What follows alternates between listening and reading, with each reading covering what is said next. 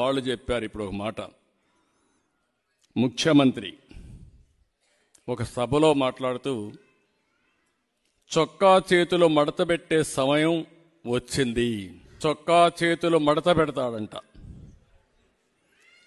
నువ్వు మీ వైసీపీ కార్యకర్తలు చొక్కాలు మడత పెడితే మా టీడీపీ కార్యకర్తలు, జన సైనికులు, ప్రజలు కుర్చీలు మడత పెడతారు.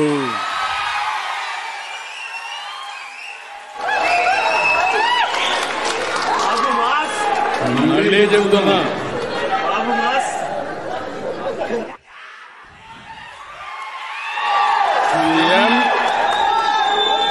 ఈరోజు సభలో మాట్లాడుతూ చొక్కా చేతులు మడత పెట్టే సమయం వచ్చింది.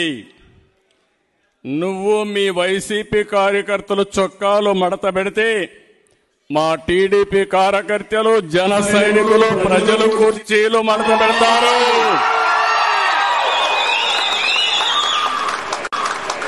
అందరూ కుర్చీలు మడత పెడితే ఏమవుతుందో తెలుసా? జగన్ రెడ్డి నీ కుర్చీ లేకుండా పోతుంది.